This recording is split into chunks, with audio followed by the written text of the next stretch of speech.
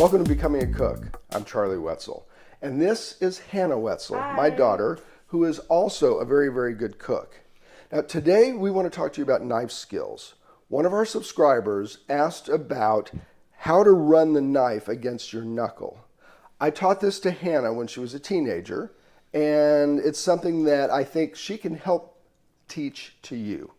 Hannah, when I first started to talk to you about knife skills, how did I explain this to you? I think the first thing that you said to me was actually before I was a teenager, it was a long time before then. Okay. And the first thing you told me was just about the claw. And you said that the tips of my fingers always needed to be further back than this first knuckle. Okay. So I wouldn't slice my finger. So let me talk to you a little bit about knives. I've seen a lot of people chop and cut with a steak knife.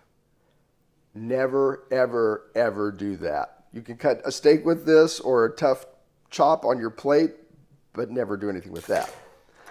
The other knife I see people use is a utility knife, and this is a perfectly good knife for other uses, but look how narrow this blade is. If I use this knife, look at this. I could skin this knuckle because this knife is just too narrow. So you would never want to try this technique with this. For this technique, you need a chef's knife or a santoku. You can see this is an 8-inch chef's knife. This one is about an inch shorter. They do chef's knives also at about 6 inches. That's fine, but the point of this is the width of this blade and this curve. I'm going to do a little bit of cutting to show you the technique. Hannah's going to do some cutting as well because she's left-handed, and that way you can see it both ways. I'm actually going to stand a little bit sideways. You can see this blade is running up and down on that knuckle. If I'm cutting this long ways, even now, I'm going to hold my fingers this way to hold this in place. This is riding against this knuckle, and I'll stand to the side here, and I'm slicing down that way. Same thing here, slicing down, and then, once again. So when I'm starting up, I usually start where I'm not actually up against it, but as soon as I get here, now I'm rubbing up against it. If you're doing something larger, like an onion, once again, my fingers come in this safe place here, and as I cut here, my fingers again. So this is just a guide. Sometimes I'm rubbing continuously up against it. Sometimes I'm just using it as I come back to keep from going far. Here, I'll do a cut, and then I move this back and grip again. And of course, this last one, I always slide to the other side.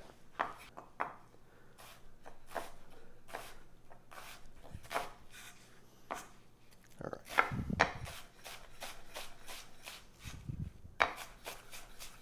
All right, I'm going to get Hannah to do some of this left-handed. She usually prefers, do you still prefer this blade? Mm-hmm. Okay, so go ahead and use that one. Okay. Why don't you do the onion your way? Okay. So, I'm just going to, I tend to not bring mine as close as Dad does. But I'm just going to slide my knife in. Now, one of the first things I learned that you taught me was not to try and take the knife straight down because it's not as efficient. One of the good things about having a smooth blade that's not serrated is you can kind of slide it down like this or like this rather than just straight down. That's a good tip.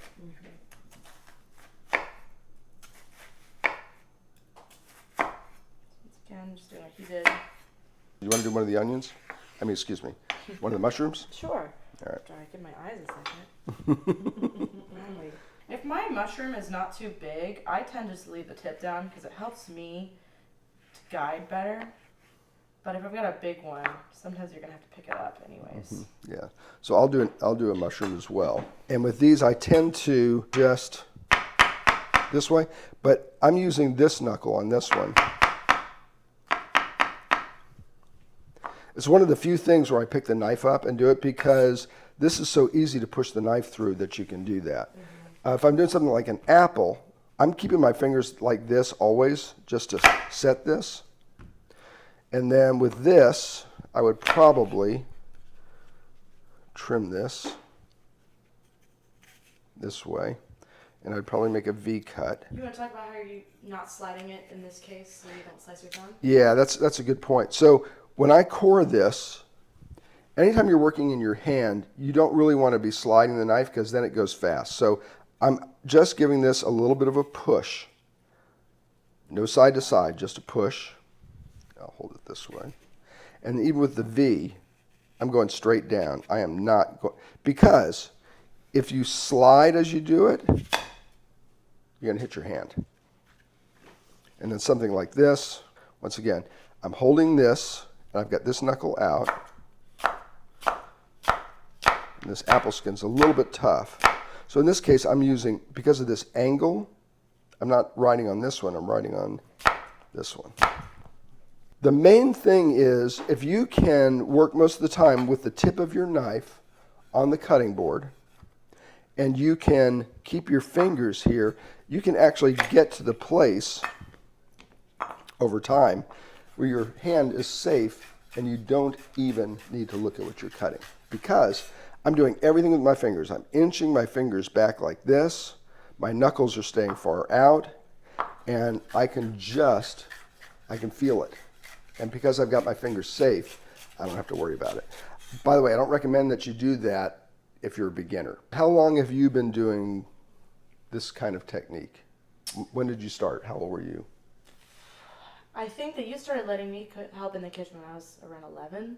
Okay. So it's probably been at least 10 years. Okay. I didn't really start cooking consistently for myself until 2019, and that was when I moved into my first house for college.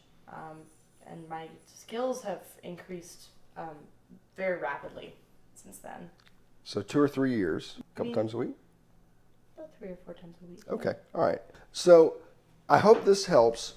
If you've got other questions, like our other subscriber did, by all means, go ahead and comment, ask the questions. We'll be glad to do videos that show you techniques or recipes that you want to see. So thanks for joining us today.